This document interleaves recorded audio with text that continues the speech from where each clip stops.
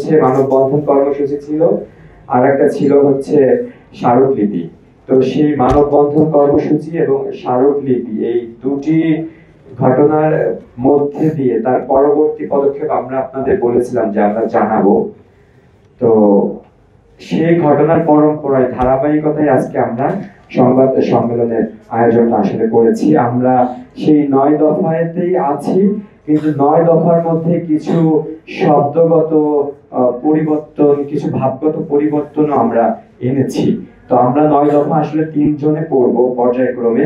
3 জন 9 দফা পড়ার সঙ্গে সঙ্গে এর পরবর্তীতে আমাদের 9 দফাটা আসলে মোটা দাগের কথা, এটা একটা দফা, কিন্তু স্কুল সম্পর্কে যাদের বাচ্চা মারা গেছে, গার্ডিয়ান বা হচ্ছে অন্যান্য যারা পড়ে, সাবেক শিক্ষার্থী, অনেকের অনেক রকমের অভিযোগ আছে।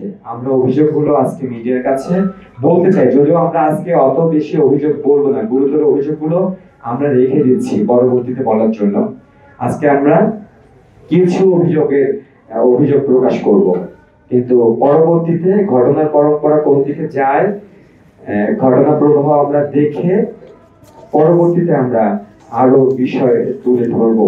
এবং আমরা তথ্য প্রমাণ, শুধু অভিযোগ করলে তো হবে না, প্রমাণও হাতে থাকতে হবে।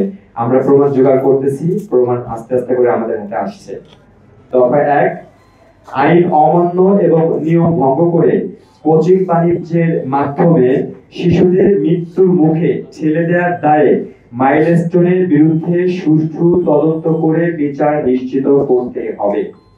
তারপর হচ্ছে ফায়ার অ্যালার্ম ও ধোঁয়া শনাক্তকরণ যন্ত্র, স্মোক ডিটেক্টর যেটাকে বলে, সেটা থাকতে হয়। এটাও কিন্তু মাইলস্টোনে ছিল না।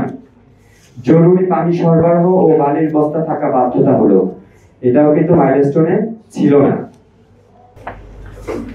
দফা 3, নিহত পরিবারগুলোকে মাইলস্টোন কর্তৃপক্ষ দ্বারা আর্থিক জরিমানা দিতে হবে। দফা নম্বর 4, রানওয়ে এলাকা থেকে মাইলস্টোনের শিক্ষা প্রতিষ্ঠান নামক কোচিং সেন্টার স্থানান্তর করতে হবে।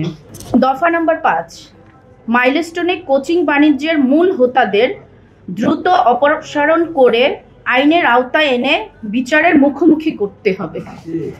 দফা নম্বর 6, সামাজিক মাধ্যমে অপপ্রচার ও কুরুচিপূর্ণ বক্তব্য প্রদানকারী শিক্ষকদের অপসারণ এবং আইনের আওতায় আনতে হবে।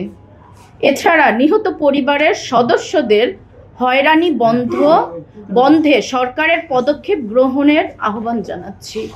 দফা 7, ঘটনার প্রকৃত চিত্র জানতে মাইলস্টোন কর্তৃপক্ষকে সিসি ক্যামেরার ফুটেজ প্রকাশ করতে হবে। এটা আমরা আগে বলেছি, এটা ওনারা লুকিয়েছে।